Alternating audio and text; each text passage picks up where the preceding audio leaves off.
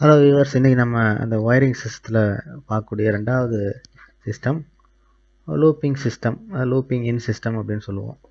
இப்போ இந்த டைப்பில் என்ன ஒரு ஸ்பெஷல் அப்படின்னு பார்த்தீங்கன்னா, அந்த ஏற்கனவே நம்ம சொன்ன அந்த ஜாயிண்ட் அதிகமாக இருக்கிற இடத்துல ஃபால்ட்டை கண்டுபிடிக்கிறது ரொம்ப கஷ்டம்னு சொன்னோம் ஜாயிண்ட் பாக்ஸ் சிஸ்டத்தில்.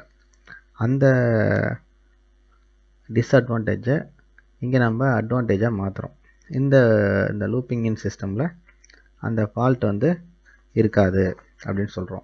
இப்போ இந்த டைப்பில் என்ன சொல்கிறோம் அப்படின்னு பார்த்தீங்கன்னா, மெயின் ஒயர்லேருந்து எந்த டேப்பிங்குமே எடுத்துருக்க மாட்டோம். அப்படி இந்த ஒரு ஜாயிண்ட்டுக்கு ஒரு டேப்பிங் எடுத்துருப்போம் அந்த ஜாயிண்ட் பாக்ஸ் சிஸ்டத்தில். இங்கே மெயின் போர்ட்லேருந்து எந்த டேப்பிங்குமே எடுத்துருக்க மாட்டோம்.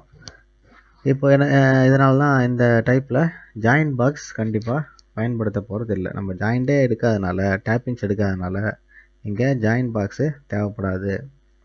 இப்போ இந்த லூப்பிங் இன் சிஸ்டத்தில், இப்போ இந்த டைப் சிஸ்டத்தில் பார்த்தீங்கன்னா ஒயரோட லென்த்து வந்து அதிகமாக தேவைப்படும்.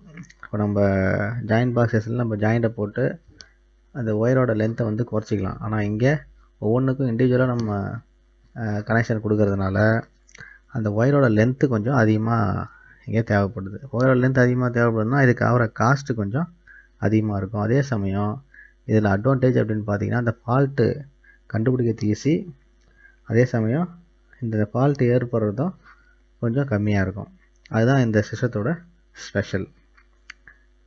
இப்போ இதையும் வந்து இப்போ ஒரு சில இடங்களில் இந்த மாதிரி லூப்பிங் சிஸ்டம் கூட பயன்படுத்திகிட்டு இருக்காங்க.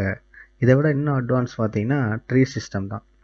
அது அடுத்து நம்ம பார்க்க போகிறது ட்ரீ சிஸ்டம். இது புரிஞ்சிருந்ததுன்னா லைக் பண்ணுங்கள், மறக்காமல் நண்பர்களுக்கு ஷேர் பண்ணுங்கள்.